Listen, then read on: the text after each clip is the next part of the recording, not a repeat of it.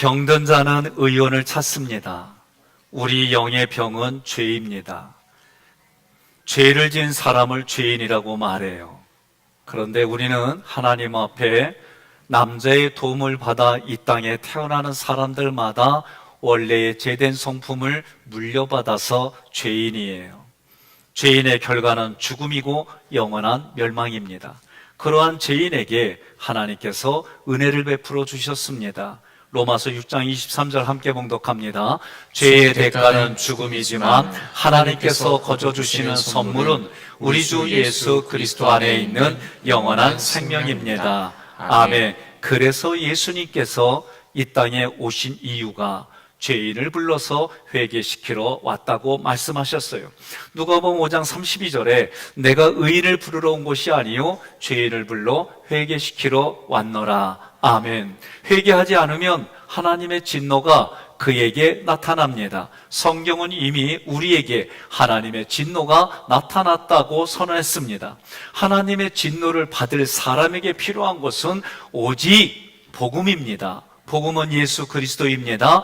복음은 예수 그리스도가 하나님의 의라고 말씀해 주시는 거예요.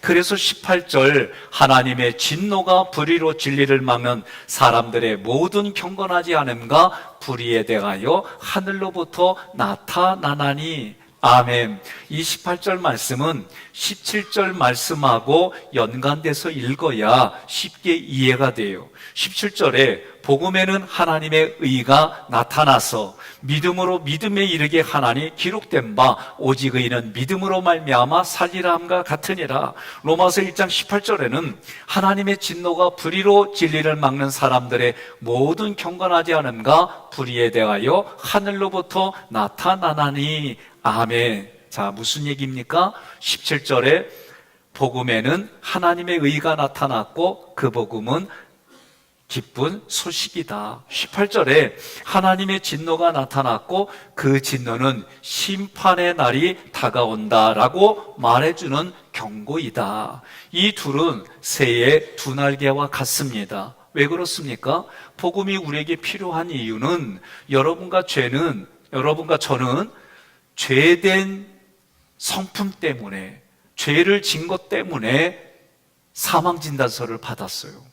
그러면 사망진단서를 받은 사람에게는 이 죄의 문제를 해결할 분이 필요한데 그분이 하나님이세요.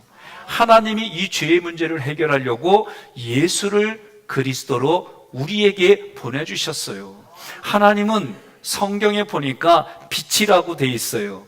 빛이신 하나님은 의로우세요. 그 빛이 하나님의 의로 우리에게 나타난 게 또 뭐냐? 사랑이에요. 그러니까 동전의 양면과 같습니다. 요한일서 1장 5절과 4장 16절 함께 봉독합니다. 우리가 그에게서 듣고 너희에게 전하는 소식은 이것이니 곧 하나님은 빛이시라. 그에게는 어둠이 조금도 없으시다는 것이니라. 하나님이 우리를 사랑하시는 사랑을 우리가 알고 믿었노니 하나님은 사랑이시라. 사랑 안에 거하는 자는 하나님 안에 거하고 하나님도 그의 안에 거하시느니라. 아멘. 아멘. 사랑의 하나님은요, 죄를 묵과할 수가 없어요. 하나님은 죄를 미워하세요. 그 하나님은 그래서 의로우신 하나님이세요. 죄를 묵과할 수 없는 의로우신 하나님. 그런데 그 하나님이 사랑의 하나님이다라고 말해요.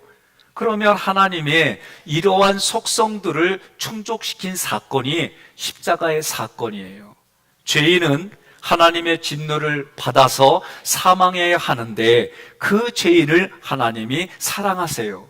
그러면 사랑의 하나님은 죄를 묵과할 수가 없는데 그러면 그 죄를 어떻게 해결할까? 자기의 독생자 아들 예수 그리스도에게 그 죄를 담당시키셨어요. 이게 하나님의 사랑이에요. 그러면 이런 일들이 이해가 안 될 수도 있는데 이 말씀을 이렇게 우리에게 이해시켜 주셨어요. 로마서 3장 25절로 26절 함께 봉독합니다. 이 예수를 하나님이 그의 피로써 믿음으로 말미암는 화목제물로 세우셨으니 이는 하나님께서 길이 참으시는 중에 전에 지은 죄를 관가하심으로 자기의 의로우심을 나타내려 하심이니 곧 이때에 자기의 의로우심을 나타내사 자기도 의로우시며 또한 예수 믿는 자를 의롭다 하려 하심이라. 아멘. 아멘. 예수님의 십자가는 오직 하나님도 의로우시다. 예수 믿는 자도 의롭게 해준다. 성자 예수님께서 하나님을 아버지라고 불렀는데 십자가 위에서는 아버지라 부르지 아니하고 나의 하나님, 나의 하나님으로 불러요. 그 얘기는 공의의 하나님 앞에 예수가 죄의 문제로 죽는 모습이에요. 하나님의 분노는 죄인인 우리에게 쏟아질 계획이었습니다. 그 계획이 바뀌었어요. 한번 옆에 분에게 물어봐요. 내가 계획한 대로 가면은 편안해? 아니면 불편해? 물어봐요. 아니, 왜 나만 보고 있어요? 옆 사람에게 물어보라니까. 그럼 뭐라고 그래요? 예? 불편해요. 대부분 다. 예? 대부분 다 불편해요. 개도 말이요. 집에서 키우는 개도 사랑하고 이뻐해 주다가 어느 날 인형을 이뻐해 주니까 말이요. 그 개가 그 인형을 물어서 뜯더라고. 응? 그러니까 생명이 있는 사람들에게 계획된 대로 산다는 거는 이 쉬운 얘기가 아니에요. 그런데 하나님이 우리를 죄의 삭스로 사망진단서를 주셨는데 이거를 이런 계획을 바꾸셨어요. 바꾼 이유가 뭐냐? 하나님의 사랑이고 하나님의 은혜이다 라고 말하는 거예요. 그래서 하나님의 분노가 예수 그리스도가 대신 가져가셨어요. 다른 말로 말하면 하나님의 분노가 예수 그리스도에게 쏟아졌어요. 그러니까 예수님 입장에서는 그런 계획들을 알고 십자가를 지셨지만 나의 하나님 어찌하여 나를 버리셨나이까? 그렇게 말하는 이 내면의 고통이 저는 여러분과 제가 조금이나마 마음에서 감동이 되기를 바랍니다. 예수 그리스도께 쏟아진 하나님의 분노로 하나님의 공의가 충족이 됐어요. 또한 예수를 그리스도로 믿는 자를 의롭다고 여겨주시는 근거가 되었습니다. 우리는 믿음으로 예수님이 지신 십자가에서 하나님의 의를 받았어요. 그러나 만일 하나님의 의신 예수를 그리스도로 받아들이는 걸 거절한다면 예수님의 십자가가 그들에게 하나님의 진노로 나타나는 거예요.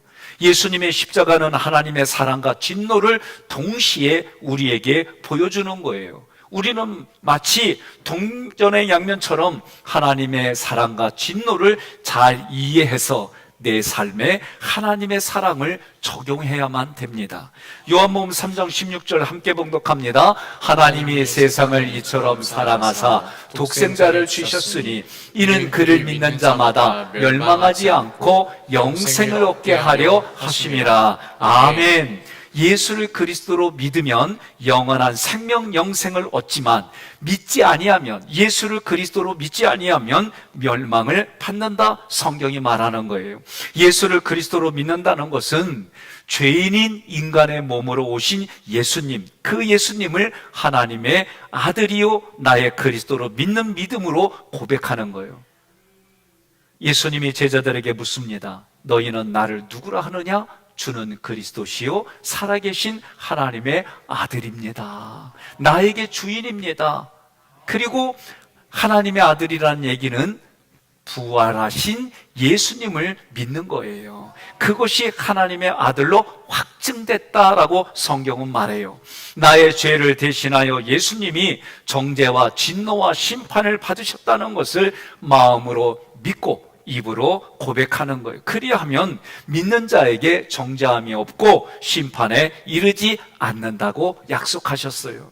하나님의 의로우심과 하나님의 사랑하심이 동시에 충족될 수 있는 방법은 오직 자기 아들을 정죄하는 십자가의 길밖에 없는 거예요. 그래서 하나님의 의가 십자가에 나타났다라고 표현하는 거예요. 본문에서 하나님의 진노가 나타나는 대상이 둘입니다. 첫째는 경건치 않음이에요. 이 경건치 않음은 하나님과의 관계예요. 두 번째로는 불의예요. 불의는 사람과의 관계입니다. 마태복음 22장 37절로 39절 함께 봉독합니다. 예수께서 이르시되 내 마음을 다하고 목숨을 다하고 뜻을 다하여 주 너의 하나님을 사랑하라 하셨으니 이것이 크고 첫째 되는 계명이요 둘째도 그와 같으니 내 이웃을 내 자신같이 사랑하라 하셨으니 아멘. 하나님을 사랑하지 않는 것이 경건치 않음이에요. 시편에서는 나의 죄를 회개하는 그 모습이 경건한 모습이다라고 가르쳐줘요. 이웃을 사랑하지 않는 것이 불의다라고 말해줘요.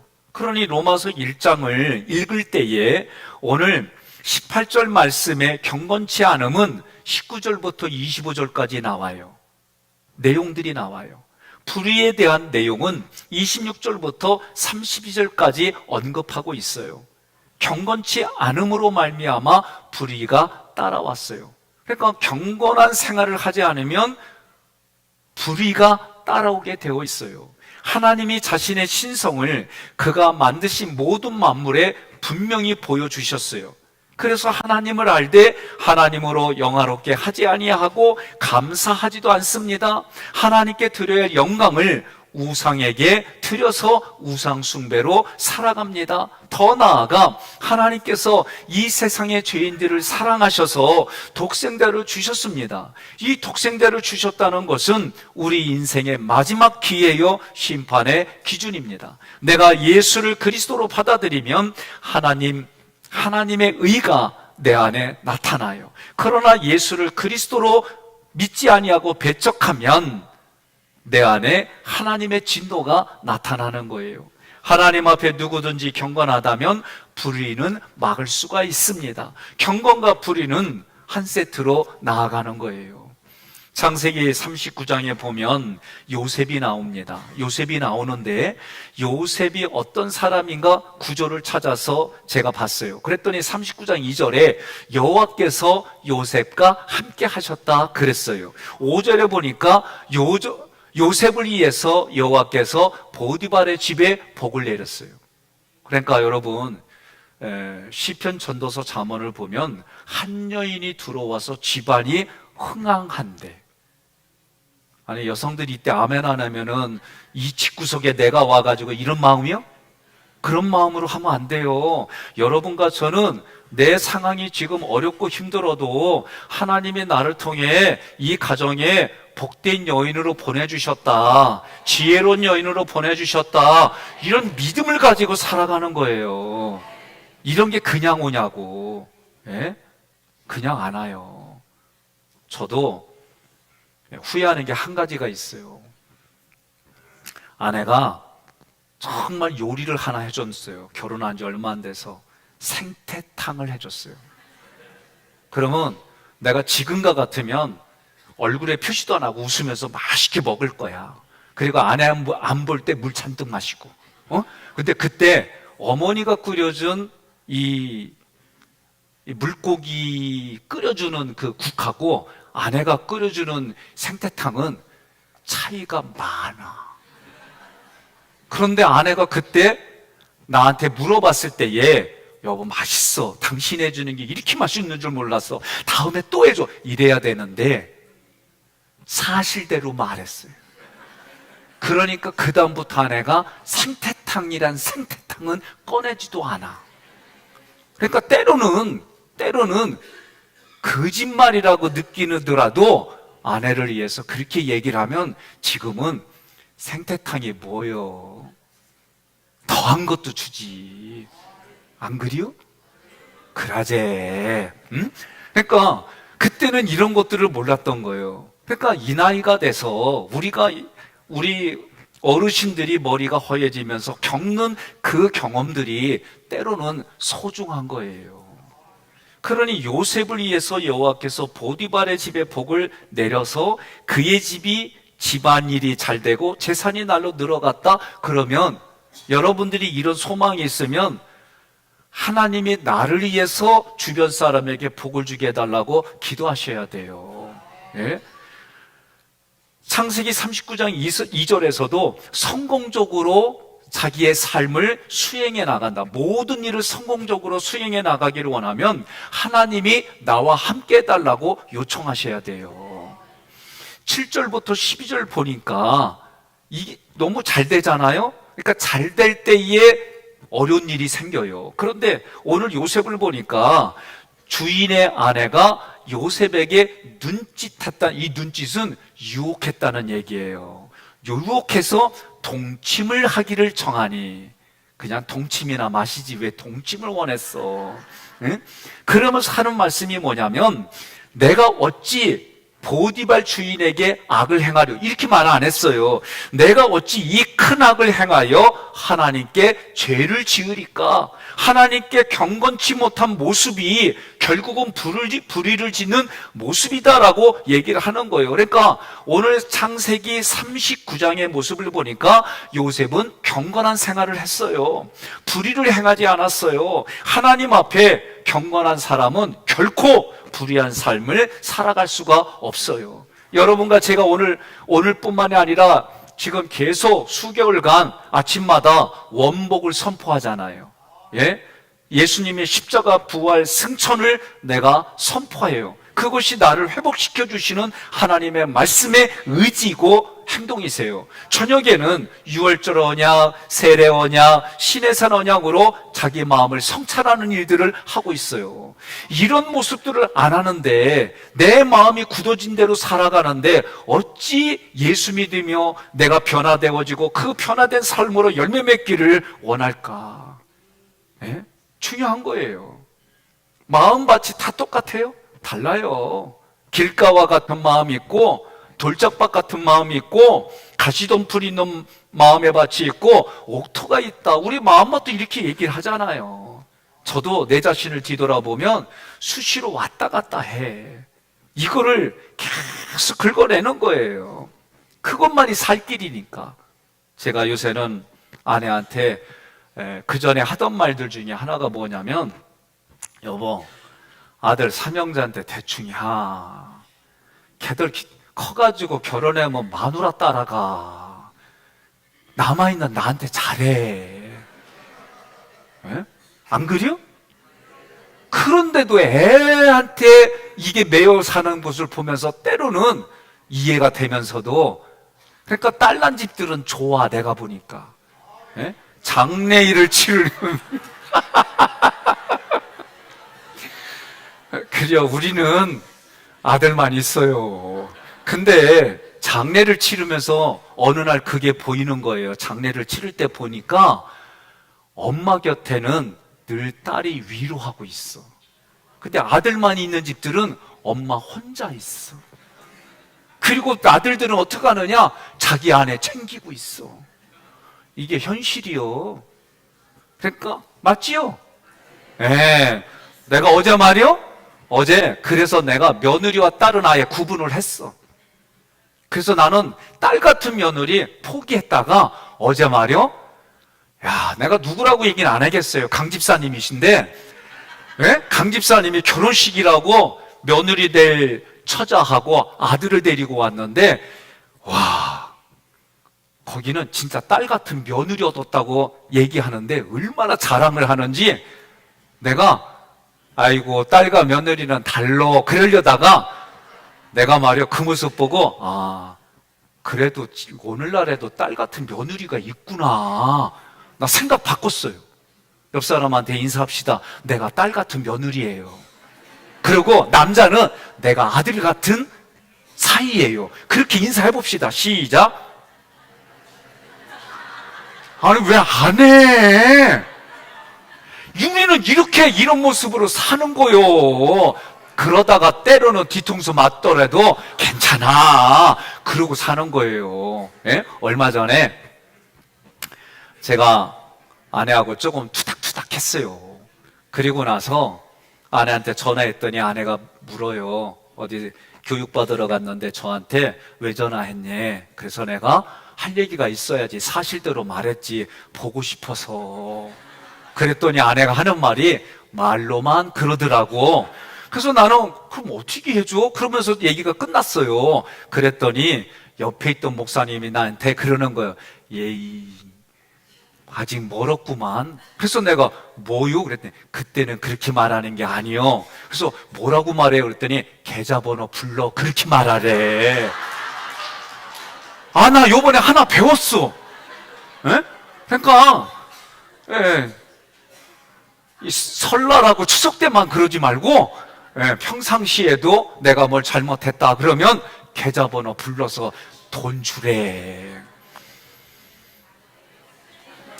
아멘. 하고 안 하고는 여러분의 선택이에요.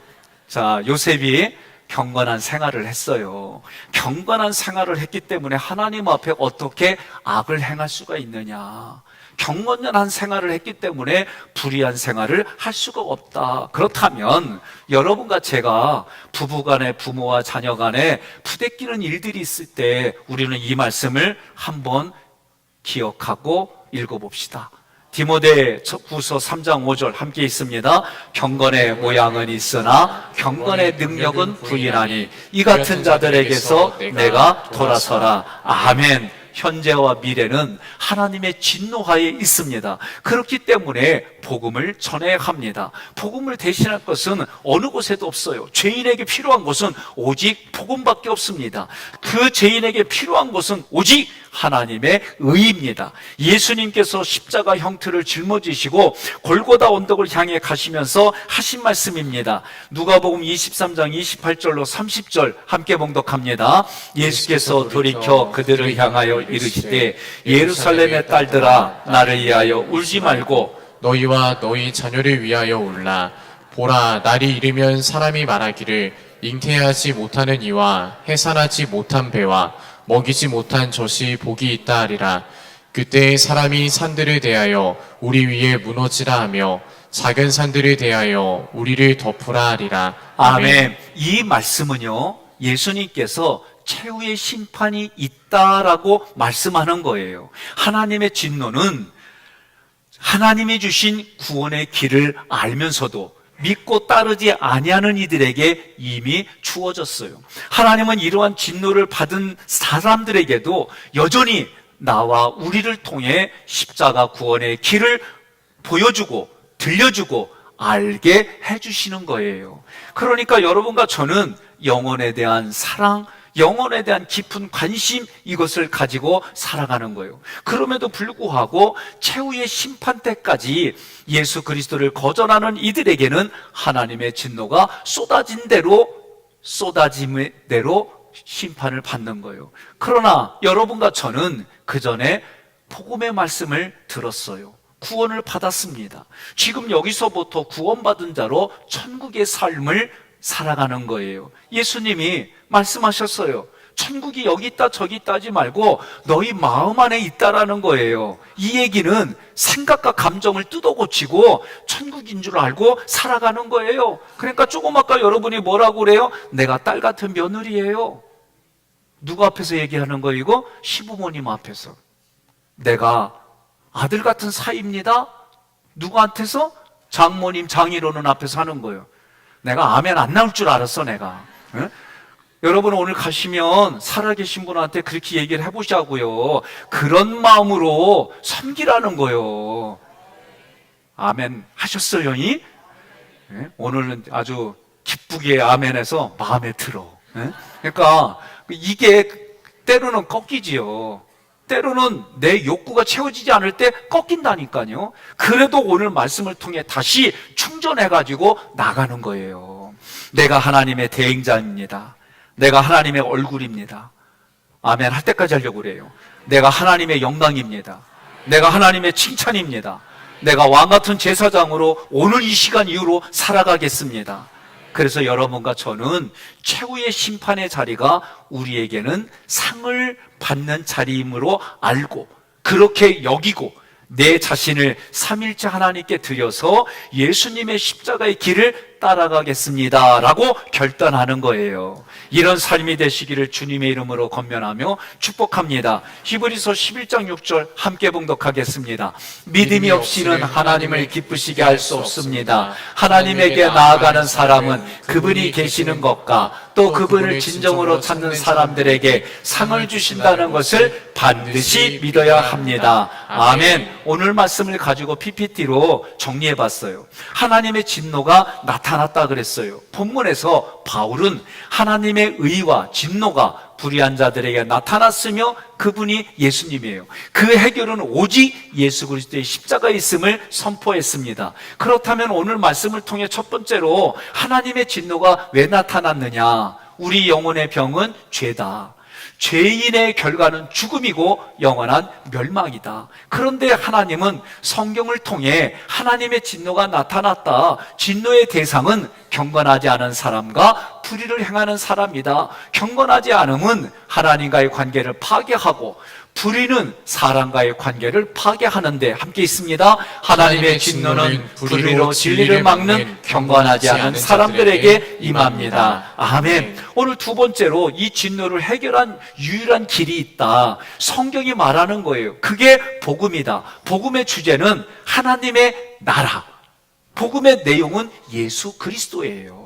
하나님의 진노는 죄인인 우리에게 쏟아질 계획이었지만 하나님이 세상에 사는 우리를 사랑하셔서 그 진노를 자기 아들 독생자 예수 그리스도에게 대신 쏟으셨어요.